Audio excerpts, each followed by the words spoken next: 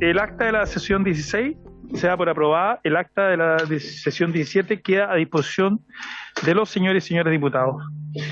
La cuenta, respecto a la cuenta, el señor secretario dará lectura a la cuenta. Ofrezco la palabra sobre la cuenta, señor secretario.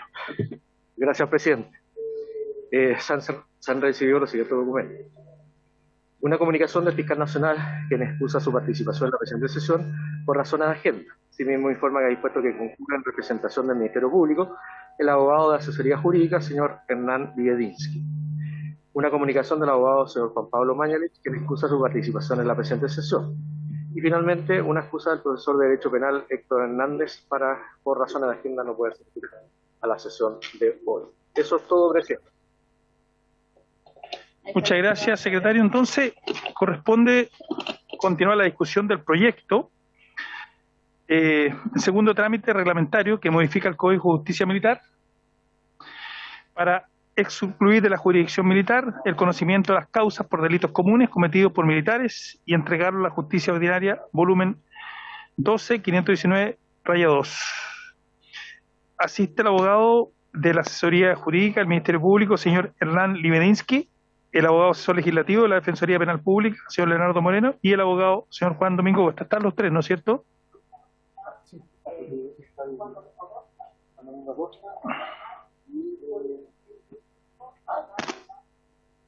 Liedinsky, ya.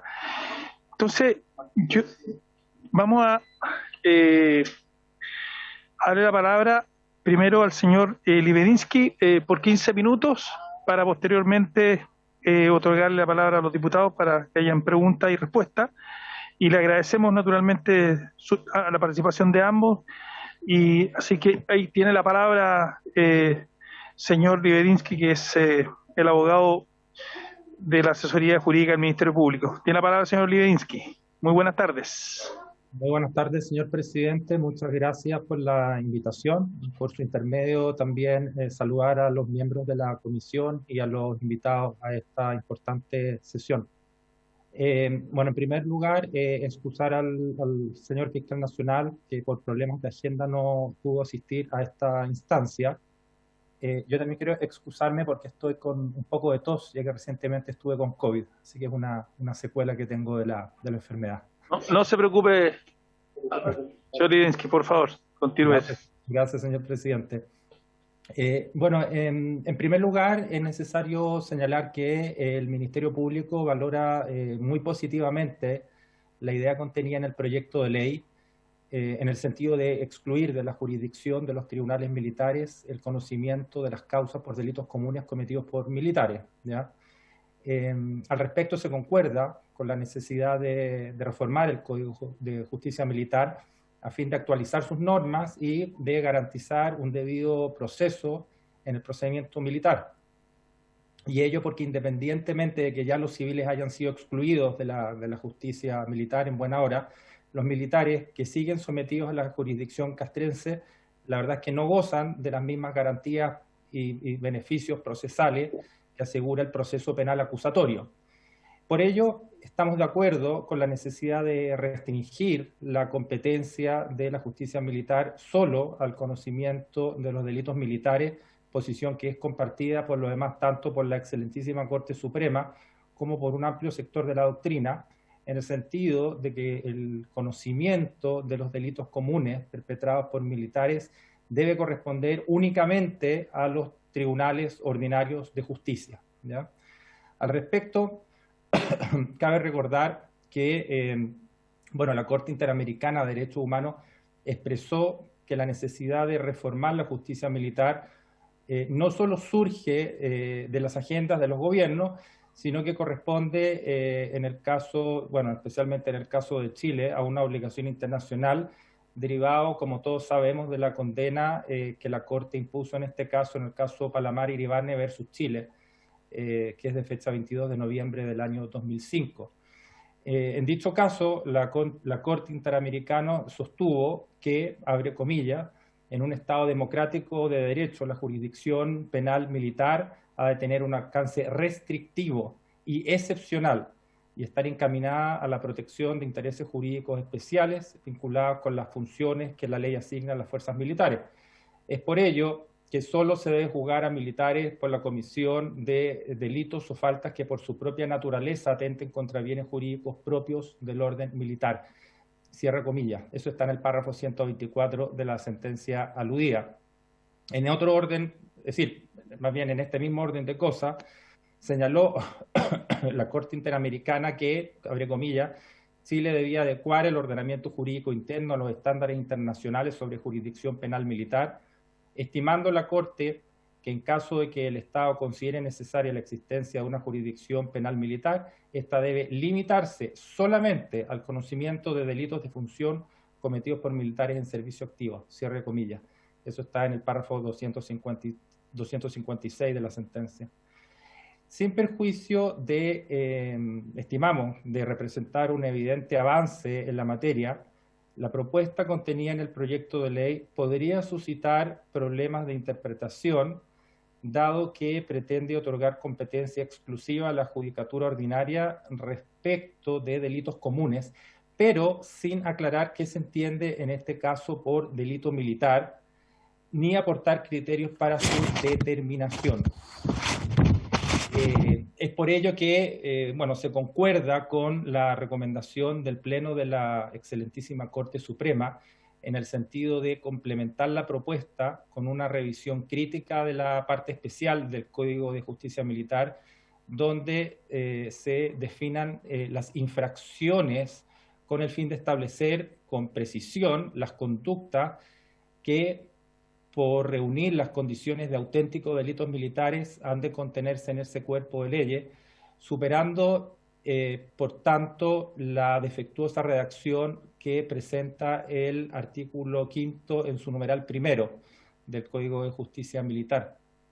En este sentido, estimamos que es fundamental tener presente que las disposiciones del Código de Justicia Militar tienen por objeto proteger bienes jurídicos de naturaleza militar. A este respecto, parte de la doctrina ha sostenido que el delito militar es un delito especial que se integra por dos elementos copulativos que lo caracterizan y se distinguen de los delitos comunes, en primer lugar, por la naturaleza militar del bien jurídico protegido, a saber, un bien jurídico de carácter castrense. Y en segundo lugar, por la calidad militar del autor que infringe sus deberes militares, esto es, los que le corresponden en tanto miembro de las Fuerzas Armadas. En consecuencia, no es suficiente que se afecte un bien jurídico de carácter militar, sino que se exige además la infracción de un deber militar. En síntesis, señor presidente, apoyamos la iniciativa contenida en el proyecto en cuanto propende a restringir la justicia militar, limitando su competencia exclusivamente al conocimiento de delitos de carácter militar cometidos por militares y excluyendo de dicha jurisdicción el conocimiento de las causas por delitos cometidos comunes que fueron cometidos por militares y que deben estar sometidos a la justicia ordinaria, lo que está en concordancia con los estándares establecidos tanto por el derecho internacional como por las exigencias de un Estado democrático y de derecho. Esa es la postura, señor presidente, del Ministerio Público en relación a este proyecto de ley. Muchas gracias. Muchas gracias, diputado Libedinsky.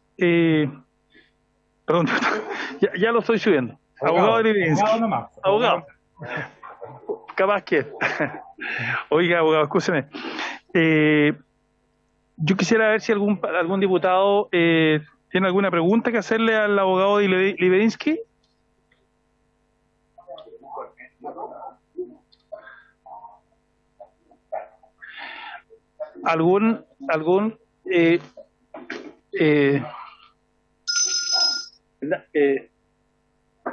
Diputado Moreira, nuevamente, ¿alguna consulta al abogado Libedinsky? Diputado Brito. Muchas gracias, presidente. Por su intermedio, saludar al abogado del Ministerio Público quien nos acompaña. Para nosotros es muy importante poder hacer una legislación que sea clara y asertiva para quienes después les tocará aplicarla. Es por eso que en el debate de este proyecto de ley han habido distintos caminos. Y el camino que se trabajó en el periodo anterior era el que consideraba excluir a los delitos que se considera según la doctrina como comunes de la competencia de los tribunales militares. Sin embargo, algunos abogados también han planteado algunas dudas interpretativas al respecto a los caminos que considera que son más propicios de poder avanzar, si es que nos puede hacer énfasis en eso en particular. Al inicio de la sesión no pude estar porque como quienes nos acompañan telemáticamente no sabrán, pero están ocurriendo algunos sucesos acá en la Cámara, en los pasillos, pero es muy importante la participación del Ministerio Público en este debate y es por eso que alcanzamos a llegar aquí a esta parte final de la presentación y ronda de preguntas. Gracias, presidente. Muchas gracias, diputado Brito. Abogado Lidinsky, ¿tiene la palabra? Sí, señor presidente, muchas gracias. Bueno, nosotros estimamos que en relación a los delitos que debieran ser de competencia militar, quizás podría mejorarse la redacción del numeral primero del artículo 5º y señalar específicamente cuáles serían los delitos que tienen esa naturaleza. Y para ello, como ya señalamos, tener presente que dentro de las características que debieran reunir abogado, le pediría, ¿podría repetir cuál es el numeral cuánto? El numeral primero. El numeral primero.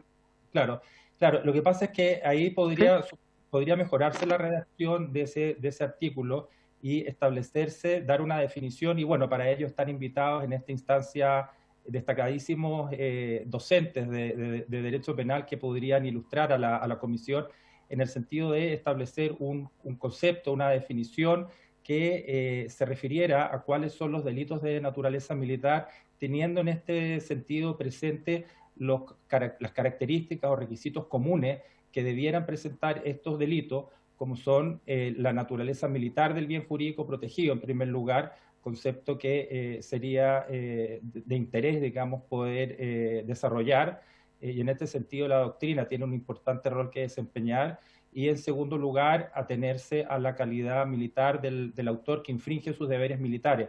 Y en este sentido, nuevamente, yo creo que la cátedra tiene un rol que desarrollar en este sentido, y para ello nos parece de suma utilidad el hecho de que se hayan cursado invitaciones a los profesores, bueno, incluyendo a Juan Pablo Mañalich y Héctor Hernández, y el profesor Juan Domingo Acosta, quienes tienen en esta materia un rol importante que desarrollar para poder explicitar quizá el concepto que debiera darse al término de delitos militares, a fin de acotar y definir exactamente cuáles son los delitos que quedarían comprendidos dentro de este concepto. Ofrezco la palabra. Diputado Kaiser. Muchas gracias, señor presidente. Mi duda es la siguiente. Muchos delitos que cuando se cometen y caen bajo la justicia militar, tienen sanciones mucho más altas que en el sistema ordinario civil. Es decir, mi consulta va en dirección, ¿la justicia civil tendría que aplicar penas diferenciadas para estos delitos o se mantendría solamente la pena que establece la justicia penal normal para los infractores? Yo una pregunta para usted, abogado Lidinsky. Sí, señor presidente, en relación a la consulta formulada, bueno, atendía la naturaleza del bien jurídico protegido en los delitos militares. Estimamos que no habría, en principio, inconveniente a que se establezcan penas diferenciadas respecto a los delitos comunes, atendido el disvalor de la acción en este caso. Puede tratarse de conductas sumamente graves en algunos casos que efectivamente ameriten una sanción elevada. Lo que interesa mayormente es que es la restricción en cuanto al ámbito de conocimiento de la justicia militar, toda vez que ésta no se ciñe a los criterios de un sistema de corte acusatorio, sino que más bien inquisitivo, y en ese sentido estimamos que se pueden vulnerar garantías básicas del debido proceso respecto a las personas que deben ser juzgadas conforme a las normas de la justicia militar. Yo creo que ahí está el mayor problema que nosotros vislumbramos. Gracias, abogado. Diputado Kaiser, nuevamente. Sí, le quería consultar al abogado si no sería en ese sentido, si no tendría mayor sentido la reforma del sistema procesal militar en vez de trasladar todas las causas al sistema ordinario. ¿Respondo, señor presidente? Sí, por favor, sí, se excusa. Ahí sí. Sí, abogado. Sí, muchas gracias. Bueno, la verdad es que, insistimos, el ámbito de la justicia militar debe acotarse estrictamente a lo indispensable, y en este caso serían los delitos cometidos entre militares respecto de delitos que tienen esa característica. Evidentemente que lo óptimo, pero eso ya requiere una transformación mucho mayor, digamos, y de profundidad, por cierto, es que se adoptara en materia de la justicia castrense un sistema de corte acusatorio como el que impera respecto a la justicia ordinaria, y de ese modo se respetarían las normas del debido proceso y se garantizaría para todos los justiciables los principios básicos que estimamos que deben primar en este tipo de materia.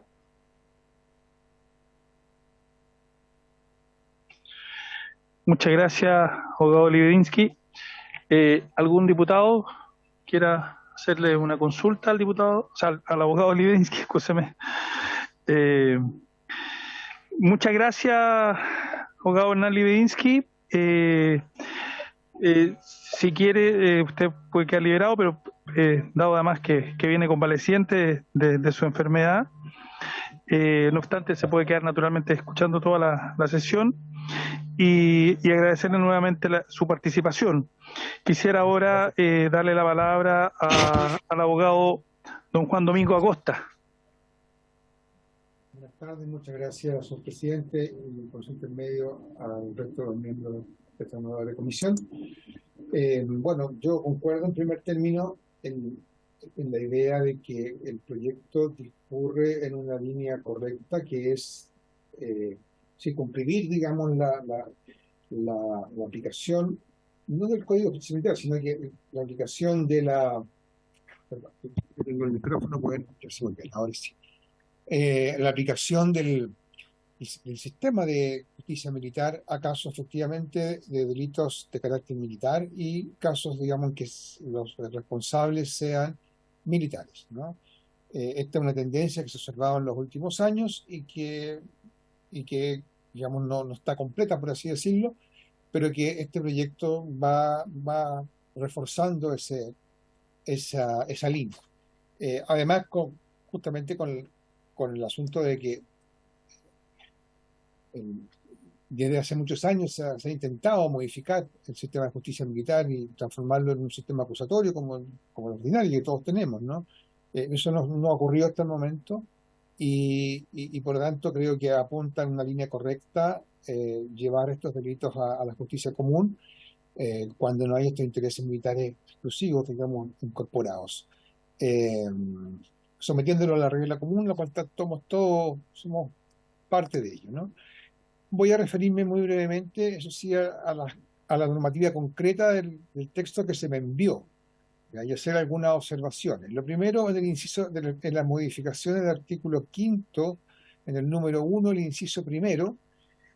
A mí me parece que ahí hay dos conceptos que son importantes. Uno, el de exclusivamente, y el de delitos militares. Ese inciso se refiere a la primera competencia de los tribunales militares, que son aquellos delitos exclusivamente militares cometidos por militares, ¿ya? Y hay una suerte de definición de lo que se entiende por delito militar, son aquellos que tienen bienes jurídicos militares. O sea, es un poco circular la definición, ¿no? Y esto es un punto que a mí me ha llamado la atención, porque el concepto de bien jurídico que existe tras un delito es, en el fondo, debe ser precisado mediante un procedimiento hermenéutico de interpretación que finalmente le corresponde a los jueces, ¿no? Y por lo tanto no es algo, por así decirlo, un concepto que esté a la mano directamente, ¿no? Sino que requiere un proceso que a veces puede ser incluso un tanto difícil. Me da la impresión que tratar de definir delito militar como aquellos que protegen bienes jurídicos militares o exclusivamente militares es un poco circular, como dije, o sea, poco se dice, ¿no? Porque ¿cuáles son esos bienes jurídicos o esos intereses exclusivamente militares? En ese sentido sería bienvenido tal vez una precisión más clara de qué se entiende por estos bienes jurídicos militares. Porque este tema de los bienes jurídicos genera, digamos, algún grado de dificultad, como señalaba. Por ejemplo, en el caso de la justicia común del Código Penal, no del Código Procesal Penal, el artículo 351, que se refiere a un tema distinto, ¿no? Que es el concurso real de delito, que se define, que se aplica justamente a los delitos de la misma especie, que son aquellos que protegen un mismo bien jurídico. Bueno, ahí se presentan algunos problemas hermenéuticos, y también se presentan problemas porque muchos delitos no protegen un solo bien jurídico, sino que protegen más de un bien jurídico. ¿Ya? Son lo que se llama delitos pluriobjetivos o plurisubsistentes, por ejemplo, ¿no? Y por lo tanto, aquí pareciera ser que lo que se quiere es incluso llevar a la justicia ordinaria, por así decirlo, común, aquellos delitos que, teniendo un bien jurídico militar, ya además protegen otros bienes jurídicos distintos, digamos, no militares, que eso puede ser, como digo, de mucha de ordinaria ocurrencia. Entonces yo sugiero que ahí se pueda hacer un esfuerzo tratando de precisar un poco mejor la norma, de tal manera de que se pueda cumplir adecuadamente con el estándar internacional al cual se refirió el abogado que me presidió del uso de la palabra, ¿no? Eso con respecto al inciso primero.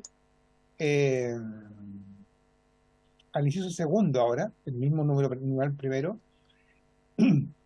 ahí se le da competencia a los tribunales militares respecto de ciertos cuerpos legales, ¿no? Infracciones cometidas en el Código Náutico, en el Decreto Ley de 1806 y en la Ley 18.953.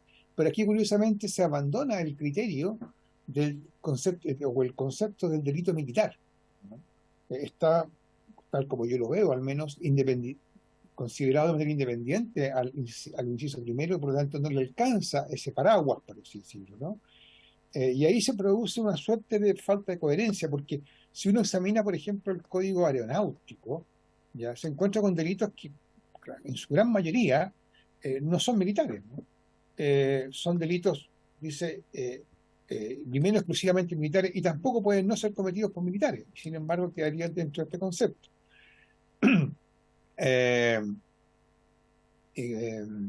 Son delitos que fundamentalmente protegen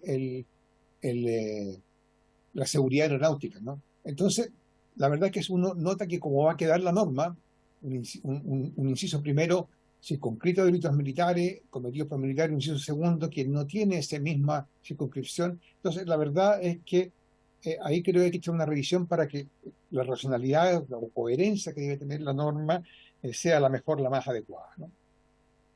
En el inciso tercero ahora,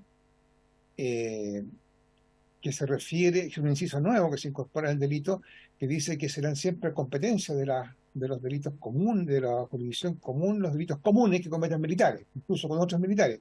La verdad que si hay un buen concepto en el inciso primero y luego en el inciso segundo de la norma, me parece que este inciso podría ser superfluo, ¿no? Y puede empezar a generar problemas de interpretaciones. Cuando se incorporan en la ley normas superfluas o innecesarias, se empiezan a generar dificultades también de interpretación. Por lo tanto, habría que revisar si queda bien redactado el inciso primero y el inciso segundo, la conveniencia de mantener o no este inciso tercero. Ahora, el numeral segundo, que es una norma que remite a su vez al artículo tercero, ¿no? A los numerales primero a cuarto del inciso segundo del artículo tercero. Ahí hay que precisar que se trata de delitos cometidos fuera del territorio nacional. El inciso primero del artículo tercero se refiere a la jurisdicción de los tribunales militares, no a la competencia, dentro del territorio nacional. Y el inciso segundo, donde está, a cuál se refiere la norma que analizamos, ya se refiere a la jurisdicción de los tribunales chilenos militares para conocer delitos cometidos fuera del tribunal, ¿no? Entonces, en esa materia es un tema de extraterritorialidad de la ley. Y en ese punto, yo me parece que, o sea, está correcto, me parece bien, digamos, la remisión que se hace, incluyendo el número cuarto, ya que en la indicación del honorable diputado Schilling se propone eliminar, ¿no? Me parece a mí que no, porque el número cuarto del artículo tercero no es que habla, digamos, esta jurisdicción a, abra esta jurisdicción a un grupo enorme de delitos, sino que son los mismos de los numerales primero, segundo y tercero del artículo tercero, ya. A ver, para ilustrar mejor, el artículo tercero, el número primero se refiere a hechos acontecidos en un territorio ocupado militarmente, el número segundo a delitos cometidos por militares en ejercicio de sus funciones en comisiones de servicio, el tercero a delitos que atenten contra la soberanía, estado, la seguridad exterior e interior contemplados en el Código de Justicia Militar, ¿ya? Y el número cuarto son los mismos delitos, dice, ¿ya? Pero cuando son cometidos exclusivamente por militares o bien por civiles y militares conjuntamente. Si aquí el problema o lo que hace ruido es la palabra civiles con militares, bueno, se puede eliminar los civiles, ¿no? Pero yo creo que esa norma, digamos, habría yo creo que no es llegar y suprimirla, ¿no? Hay que revisarla bien, porque si no va a quedar una situación bastante curiosa. Si no se elimina en la línea de la indicación, ¿no?, el número cuarto del artículo tercero, va a quedar los tribunales tienen con jurisdicción para esos delitos, pero sin competencia. Entonces, en contrasentido. Yo creo que eso hay que revisarlo también un poco más detalladamente. Respecto de la supresión del número tercero ahora del artículo quinto, que se refiere a una serie de situaciones, ¿no? Una de las cuales es los delitos cometidos por militares durante el estado de guerra. Y se agregan otras situaciones como campaña, servicio militar, o ciertos lugares materiales. A mí me parece, y en eso no soy experto, ¿no?, porque esto es un tema militar, ¿no?, pero me da la impresión que tratándose del caso de la guerra, o por lo menos de la guerra externa, ya esa norma tiene sentido, ¿no? Tiene sentido porque es una situación particularmente excepcional, ¿no? Un caso en el cual evidentemente las instituciones tienen que regir, pero rigen de una manera particular, especial, ¿no? Un estado de conflicto, digamos, interno o externo, si se le quiere limitar solamente a la guerra externa. Entonces, en ese sentido puede ser razonable la propuesta que hace el diputado Urrutia, pero limitada exclusivamente al estado de guerra. Incluso se podrá discutir si se mantiene solamente el estado de guerra externa o también del interior, porque puede haber delitos cometidos dentro de Chile, pues son delitos dentro de Chile, ¿no?, pero en un caso de guerra externa. Y ahora respecto del número 4 del artículo 5, que se mantiene tal cual, no tengo ninguna observación. Eso se refiere a las responsabilidades civiles, a la acción meramente restitutoria, que obviamente siempre es de competencia del mismo tribunal que conoce la acción penal, ¿no? No tengo ningún comentario mayor en eso. Ahora, respecto de la supresión del inciso primero del artículo 9, me parece que también es correcto, porque evidentemente si se modifica el artículo 5 en los términos que se proponen, o mejorados como se ha conversado acá, o he planteado acá, se hace y superfluo, y como dije, me parece que las normas superfluas en general meten más ruido, hacen más problemas que estén a que no estén. Básicamente es eso mi punto de vista.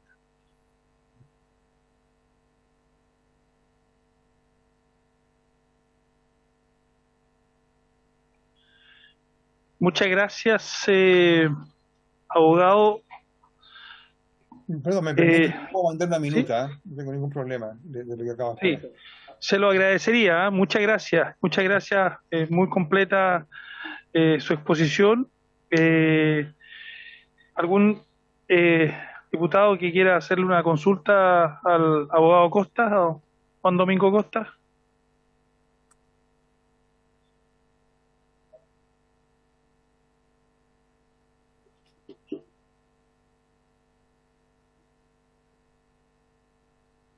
Diputado Kaiser.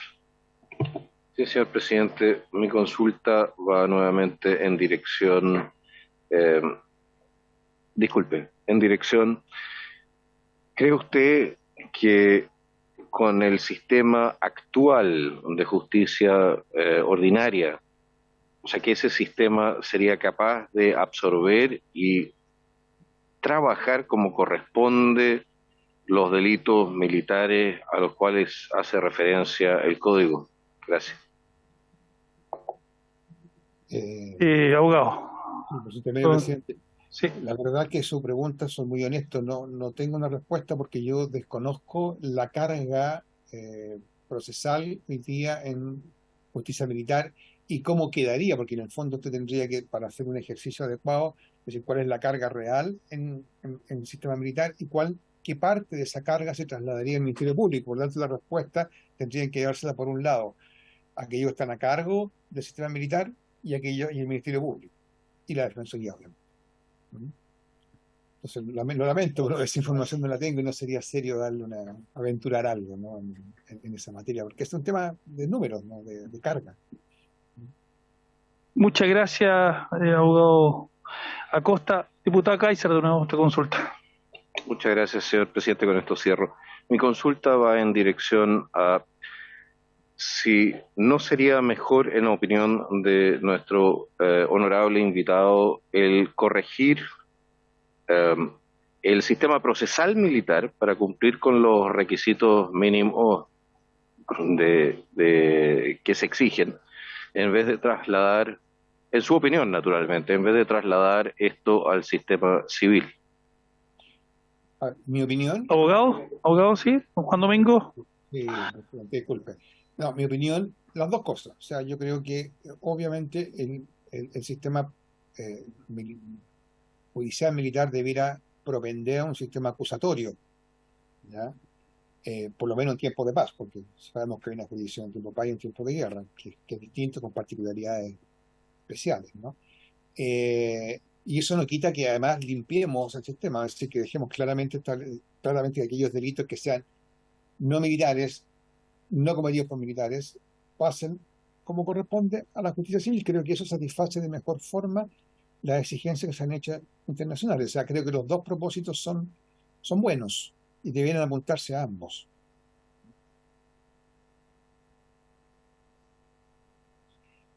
Muchas gracias. Juan Domingo, el diputado de Rementería quiere hacer una consulta. Muchas gracias por la expresión, señor abogado. Yo quería sacarle un poco de este tema particular en general, pero de su opinión como un destacado penalista, ¿usted consideraría que los delitos, por poner dos ejemplos, de malversación de caudales públicos y de fraude al fisco podrían ser considerados delitos de carácter militar, como dice la modificación, o son delitos de carácter civil común? Bueno, eso es parte del problema que yo planteé. Perdón, señor presidente, me adelanté. Sí. Tiene la palabra don Juan Domingo Costa. Se me olvida hacer las formas, ¿no? Hace tiempo que no venía al Congreso. Eso fue lo que planteé yo al principio, es decir, mi observación al inciso primero apuntan justamente a la idea de precisar bien qué es lo que es un delito militar, qué se entiende por un bien jurídico exclusivamente militar. Porque en un delito de malversación estamos pensando en los casos de malversación que todo está a la vista de todos, ¿no? En realidad es normalmente un delito común, o sea, que se comete cualquier entidad pública sea la afectada. Y por lo tanto no se ven muchas diferencias entre que se haya una malversación respecto de, por ejemplo, un ministerio, ya un servicio público, el ejército, la aviación. La verdad es que yo no veo mucha diferencia entre una cosa y otra. No veo ahí un especial interés por el cual haya de sustraerse de la justicia ordinaria el conocimiento y fallo, resolución de esos problemas, de esos delitos. La verdad es que si vamos a depurar el Código de Justicia Militar desde el punto de vista de la competencia, ¿no? Dejando exclusivamente para ciertos delitos que nosotros vamos a llamar militares y vamos a definir en la línea que estábamos conversando, ¿no? me parece que ese tipo de delitos no quedarían, no tendrían ninguna justificación para mantenerse en la justicia militar. Muchas gracias, abogado Acosta. El diputado Kaiser nuevamente tiene una consulta. Muchas gracias. Es una consulta, pero también un comentario. En la Guerra del Pacífico, después de la batalla de Chorrillos, si no me equivoco Miraflores, el dictador Pierola arranca con toda la caja de guerra del Perú y se manda a cambiar. Y ese fue el final prácticamente de los esfuerzos del Perú de combatirnos a nosotros. Ha sucedido muchas veces en la historia y sabemos que es el dinero el que mueve la maquinaria militar. Es decir, no es menor el extraer recursos del ejército, de la Fuerza Aérea, de la Marina, de lo que sea, porque eso compromete muchas veces la capacidad de defensa. Es decir, un fraude en esta materia es un delito de carácter militar en razón de las consecuencias que puede tener para la capacidad defensiva del país. Yo personalmente creo que si lo vemos desde esa perspectiva, evidentemente que tiene consecuencias para la defensa. Cualquier tipo de defraudación en esa materia reduce la capacidad defensiva de la tropa y con ello le hace un daño al país. Gracias. Pero eso en un contexto de guerra, a propósito del... Bueno, ¿algún comentario, don Juan Domingo Acosta, sobre el comentario del diputado Kaiser?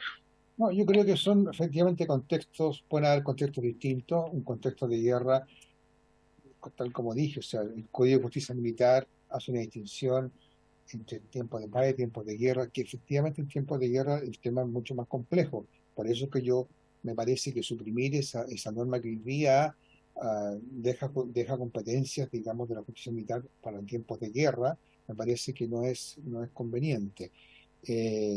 Yo creo que cualquier malversación, digamos, en tiempos de paz, efectivamente afecta, digamos, puede afectar el funcionamiento del Estado en general. O sea, yo me imagino que si hay un fraude en el ejército, y ahí eso afecta, digamos, por ejemplo, la capacidad de poder suministrar, digamos, alimentación a la tropa, etcétera, en tiempos de paz, ciertamente, ¿no? El Estado tiene que de alguna forma suplir eso y hacerse cargo, ¿no? Con cargo a fondos que deba recurrir. Por lo tanto, creo que está bastante interconectado esto de los fraudes a distintos órganos del Estado, en tiempos normales, insisto, en tiempos normales. También como comentario, señor presidente. Nuevamente, Gracias. el diputado Kaiser quiere hacer una consulta, ¿no? Juan Domingo Acosta, pero quizá solamente tiene la palabra el diputado Kaiser. Muchas gracias, señor presidente. Disculpe. Lo que pasa es que, bueno, uno cuando le gusta la historia, entonces se topa con tantos casos. Por ejemplo, se inicia una guerra, se abren los almacenes y resulta que no había nada. Se gastó todo en fiestas y otro tipo de placeres, y resulta que cuando la tropa buscó y no encontró nada, no habían uniformes, no había munición, no habían armamentos, etcétera. El fraude cometido por militares contra su ejército es muchísimo más grave en tiempos de paz. Puede determinar el resultado de una guerra. Y esto se los comento única y exclusivamente porque fue algo que sucedió en la Rusia zarista, cuando abrieron los almacenes, Primera Guerra Mundial. Sucedió en Austro-Hungría. Abrieron los almacenes, resulta que no tenían ni siquiera tiros para 2 semanas porque todo se había robado. Entonces, hay cosas que efectivamente, de la mano de un fraude en tiempo de paz, pueden conducir a consecuencias nefastas y desastrosas en tiempo de guerra. Yo creo que es mucho más grave un fraude por parte de un uniformado respecto de su institución que la de un civil respecto de una institución cualquiera otra. Muchas gracias. Presidente, gracias, diputado Kaiser. Diputada Flores. Muchas gracias, estimado presidente. Bueno, saludar a los colegas que están en la sala, agradecerle a todos nuestros invitados, al profesor Acosta, muy gráfica, y antes de la intervención y a propósito de las palabras del diputado Kaiser, me gustaría preguntarle al profesor Acosta si él considera que el proyecto como está hoy día es demasiado amplio, que lleva quizás, en mi opinión personal, a ciertas ambigüedades. Yo comparto lo que señala en su última intervención del diputado Kaiser, en el sentido de que efectivamente quizás hoy día la justicia militar es mucho más dura con determinados delitos, por ejemplo, estos de fraude. Yo no sé si en ese mismo sentido perdón, el profesor Acosta también compartirá aquella opinión, digamos, o percepción personal de algunos de nosotros, o considera que es más bien más drástica, porque desde mi punto de vista tiene que ser ejemplificadora la pena, particularmente, ¿cierto?, por el cargo que ostentan funcionarios, ¿cierto?, de una de nuestras de las instituciones permanentes del Estado. ¿Cree que es así o considera que igualmente sería la justicia ordinaria la que debiera hacerse cargo y que, por cierto, podría aplicar sanciones que sean bastante más severas que lo que ha hecho la justicia militar? Gracias, presidente. Gracias, diputada Flores. Abogado Juan Domingo Acosta tiene la palabra. Gracias. A ver, yo, con el debido respeto, digamos, tengo la impresión de que, bueno, los ejemplos históricos siempre son buenos traerlos, ¿no? Y ilustran, digamos, las decisiones actuales. Yo tengo la impresión de que se pueden confundir ciertas cosas. Uno, que es la gravedad del hecho, y otra cosa es la competencia para juzgar el hecho. Son cosas distintas. La gravedad del hecho, este tipo de situaciones se pueden reflejar en agravantes, en penas más graves, y y perfectamente las puede imponer la justicia ordinaria, como en todos los casos, ¿ya? Y en la justicia ordinaria, y con el sistema, digamos, acusatorio, con el Ministerio Público persiguiéndolo. Si, por ejemplo, hoy día, yo no tengo hoy día a la cabeza, digamos, me parece que no existe una pena especial en caso de malversación o cuando se comete al interior de un organismo de este tipo. O sea, la ley de fondo, la ley penal de fondo, no valora más grave un caso que el otro. No lo valora más grave.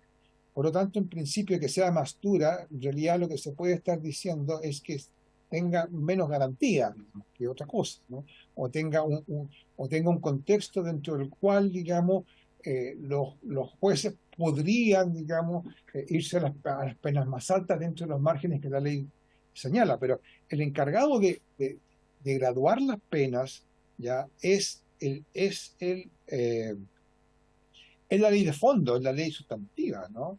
Otra cosa distinta es quién la aplica, ¿ya? Eso por un lado. Y por otro lado, entiende que otros delitos, saliendo del tema de la malversación, que podrían pasar a la jurisdicción común, a la competencia común hoy día, van a pasar con las penas que hoy día tiene el Código de Justicia Militar. Por lo tanto, van a ser va a ser el sistema ordinario común el que va a tener que aplicar esas penas que hoy día están aplicando el sistema militar. Entonces, creo que hay que separar, digamos, lo que es las competencias, ¿ya? Y que sin duda hoy día hay falencias en el sistema de justicia militar, como estaba señalando. O sea, miren la controversia que se produjo hace poco en un caso público, ya en que un abogado de un ex general ya pidió algo que es básico en un sistema actual acusatorio, normal. Quiero estar presente para asistir a mi cliente mientras declara. Y no lo dejaron estar presente. Se armó una pelotera bastante grandota, que llegó hasta la Suprema, ya, y finalmente lo zanjó. Entonces, hay ese tipo de diferenciaciones, pero eso no... A ver, lo que quiero decir es que una imposición de una pena grave en ciertos casos, como se planteaba por el honorable diputado, que evidentemente es muy grave que se queden las arcas vacías, ¿ya? No tiene que ver por quién la aplica o cómo la aplica o con el hecho de no respetar las garantías de los intervinientes en una causa. O sea, yo por lo menos lo veo de esa manera, lo veo de manera separada, ¿no?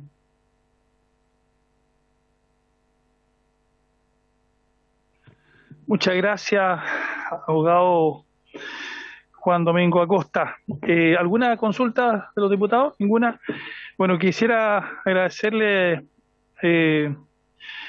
don Juan Domingo Acosta por su intervención, además por la paciencia de esperarnos, igual que a don Enali Bedinsky. Quedan absolutamente liberados y agradecerle nuevamente su tiempo, toda la explicación y naturalmente cualquier cosa que surja, ojalá podamos nuevamente consultar con ustedes. Y esperando naturalmente la presentación que usted nos comprometió para la Secretaría. Sí, lo voy a mandar. Muchas gracias. ¿Ah? Muy bien. Luego. Hasta luego. Muy bien. Siguiendo la orden del día y antes de terminar la sesión, punto varios. ¿No hay? Ya. Estaríamos. Entonces, por haberse cumplido con el objeto de la presente sesión, esta se levanta.